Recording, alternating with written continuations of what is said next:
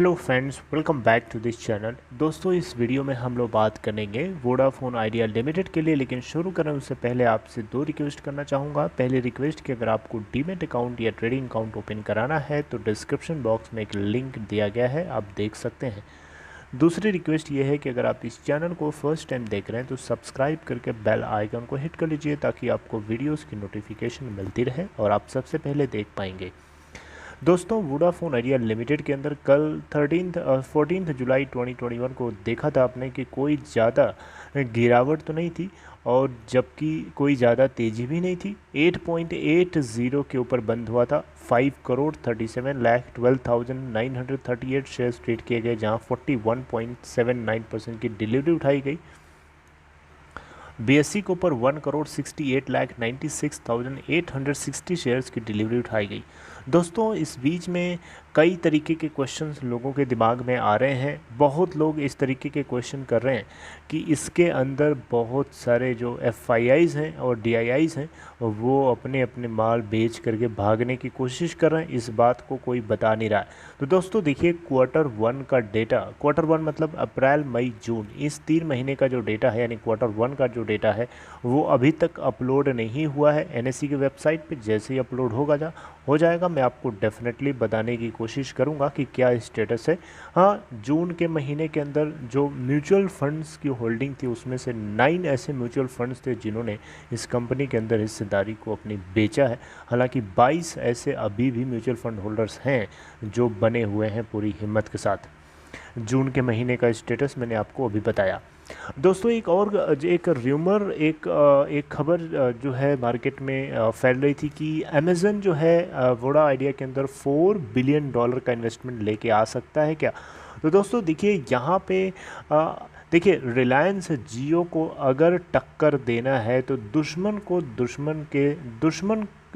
को टक्कर देना है तो दुश्मन के साथ दोस्ती करनी पड़ती है। तो रिलायंस जियो कहीं ना कहीं वोडा आइडिया का बहुत ही बड़ा कॉम्पिटिटर है, बहुत ही बड़ा राइवल है।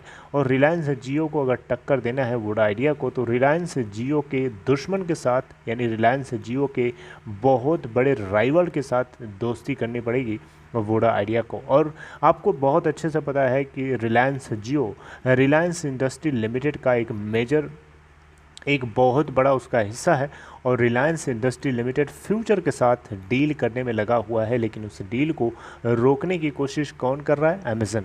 तो अमेज़न कहीं न कहीं वोडा आइडिया के साथ कोऑर्डिनेशन में आता है तो जियो को कहीं न कहीं एक तरीके से टक्कर देने में आसानी रहेगी।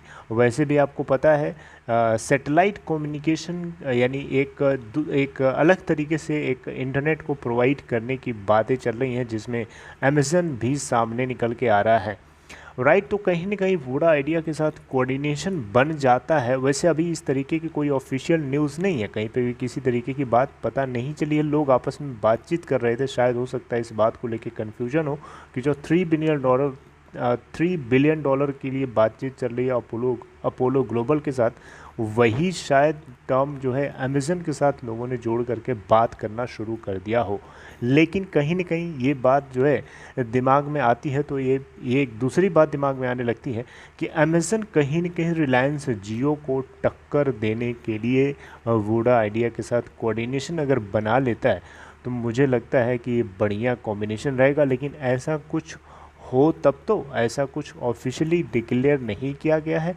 अपोलो ग्लोबल के साथ $3 बिलियन का जो इन्वेस्टमेंट वोडा आइडिया के अंदर आने की बात है उसके लिए कंपनी के बोर्ड ने अभी क्लैरिफिकेशन दिया है कि कंपनी का बोर्ड उसके ऊपर कंसिडरेशन करेगा। उसको जब तक वो गो अहेड का सिग्नल नहीं देता है तब तक इस बात को कंफर्म बोलना सही नहीं होगा, राइट। वोडा आइडिया के बोर्ड ने, मैनेजमेंट ने जो अप्रूवल दिया है उसी तरीके से फ़ंड को रेज़ करने की बातें अभी भी कंटिन्यूअस चल रही हैं और देखते हैं कि आगे कब तक होता है। 3 महीने का टाइम और दिया है इस कंपनी ने और देखते हैं कि आगे क्या होता है। फ्यू वीक्स की बात करी जा रही थी, कुछ हफ्तों की बात करी जा रही थी, मतलब हाल फिलहाल में ये चीज़ें जो है मटेरियलाइज़ हो सकती हैं। हम यही उम्मीद कर सकते हैं पेशेंस रखने के साथ साथ।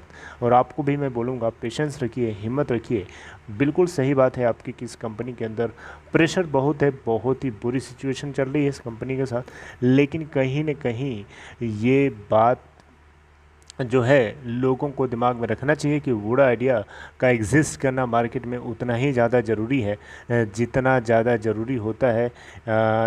मार्केट में एक से ज़्यादा कॉम्पिटिटर्स होने चाहिए। अगर मार्केट में कॉम्पिटिटर नहीं होंगे तो फिर उस मार्केट में मोनोपोली या डोपोली क्रिएट हो जाएगी, जिसके चलते जो क्वालिटी है प्रोडक्ट्स की वो गिर जाएगी, कस्टमर्स को लूटा जाएगा बुरी तरीके से, जो कि बिल्कुल भी मुझे नहीं लगता कि कोई भी, या तो सरकारें हों या जो पब्लिक है, ऐसा होना देना चाहेगी। मुझे नहीं लगता ऐसा हो सकता है। देखिए, वुडा आइडिया का मैनेजमेंट भी इसके ऊपर अब सोचने की कोशिश कर रहा है कि कहीं ना कहीं उनको पार्टिसिपेट करना पड़ेगा कैपिटल इन्फ्यूजन को लेकर के, क्योंकि कहीं ना कहीं फॉरेन इंस्टीट्यूशनल इन्वेस्टर्स का दिल जीतना है, उनके भरोसे को जीतना है, उनके कॉन्फिडेंस को जीतना है, तो डेफिनेटली इनको भी कदम बढ़ाना पड़ेगा। इस बात को उनको एहसास होने लगा है और देखते हैं कि आगे क्या होता है। कॉरपोरेट गारंटी क्या वुडा आइडिया इशू करेगा उन अपोलो ग्लोबल के इन्वेस्टर्स के लिए?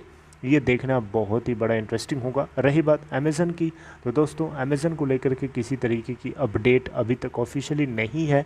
अमेज़न, मैं तो चाहूँगा कि ऐसा हो, क्योंकि ऐसा अगर होता है तो ये वोडा आइडिया के लिए और अमेज़न दोनों के लिए विन विन सिचुएशन हो सकती है। ये मेरा अपना पॉइंट ऑफ व्यू है, जो कि बिल्कुल भी गलत भी हो सकता है। आप किस तरीके से देखते हैं इस बात को, ये सोचते हैं? आप कमेंट बॉक्स में यस या नो करके बता सकते हैं। Take care.